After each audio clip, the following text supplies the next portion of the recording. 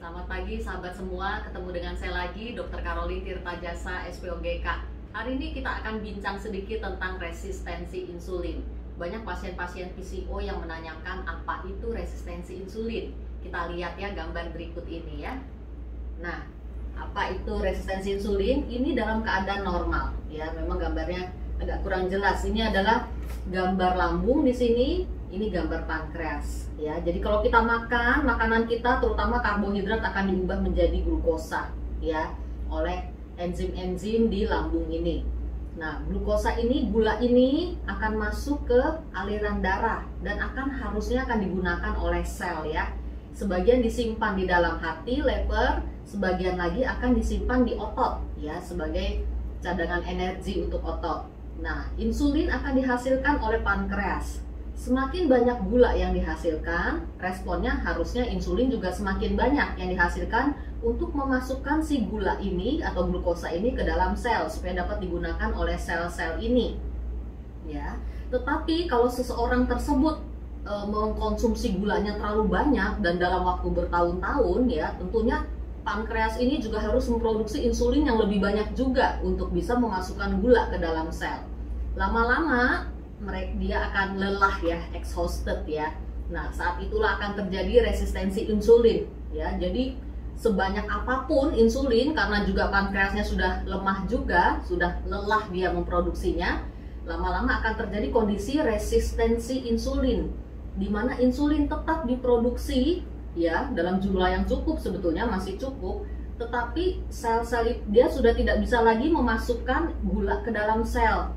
Ya, karena itu gula yang bisa masuk ke dalam sel yang disimpan di lever dan digunakan di otot sudah semakin sedikit. Jadi lebih banyak gula yang beredar dalam aliran darah yang tidak bisa masuk ke sel. Ya, jika kondisi resistensi insulin ini dibiarkan bertahun-tahun dan berkepanjangan, ujung-ujungnya sebetulnya akan terjadi diabetes mellitus atau sakit gula ya.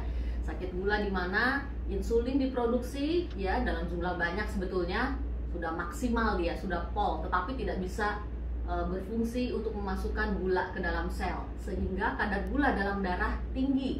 Nah, kondisi diabetes ini tentunya nantinya jangka panjangnya akan berdampak ke semua organ ya, ke jantung ya, ke otak, ke ginjal, ke lever, ke semua organ ya.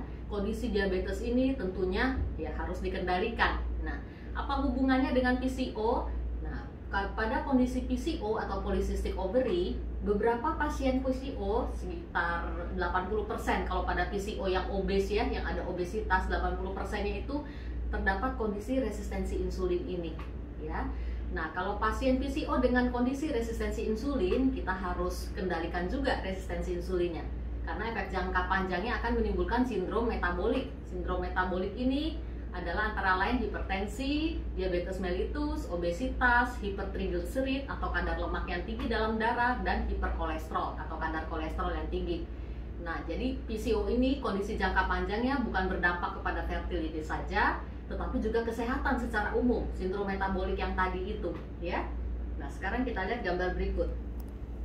Nih, ini adalah penyebab atau faktor predisposisi seseorang mendapatkan kondisi resistensi insulin ya, mulai dari obesitas ini atau kegemukan ya, overweight juga sudah mulai bisa mendapatkan kondisi resistensi insulin.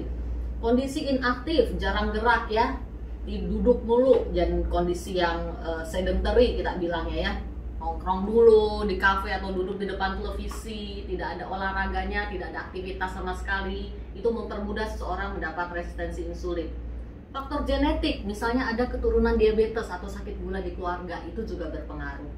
Aging, nah aging ini penuaan ya, penuaan tuh maksudnya semakin tua kita, sel-sel kita juga metabolisme juga tidak terlalu sebaik waktu kita muda dulu ya. Jadi mudah sekali terkena resistensi insulin ini. Kemudian medication, obat-obat tertentu juga bisa mempermudah seseorang menderita kondisi resistensi insulin. Rare disorder atau kelainan-kelainan lain ya bisa mempermudah seseorang mendapat resistensi insulin ini. Nah, dampak dari resistensi insulin ini dalam jangka panjang, nomor satu adalah type 2 diabetes atau NIDDM ya, non insulin dependent diabetes mellitus, sakit gula. PCO yang tadi sudah saya sebut. Aterosklerosis ini perkapuran di pembuluh darah. Dislipidemi, kadar lemak yang tinggi dalam darah, ya, triglyceridnya tinggi. Hipertensi, ya, kondisi tekanan darah tinggi, ya. Jadi efek jangka panjangnya tidak enak. Karena itu harus dijaga, jangan sampai kita mendapatkan resistensi insulin ini. Hubungannya dengan PCO nanti, ya kita harus batasi tuh konsumsi karbo yang terlalu berlebih, makanan yang manis-manis, gula terafinasi, ya, nasi putih, tepung-tepungan, itu harus dibatasi. Dan tentunya harus disertai dengan olahraga, ya, harus bergerak dan harus aktif, ya. Jalan pagi setengah jam sehari, tapi tiap hari itu juga sudah cukup.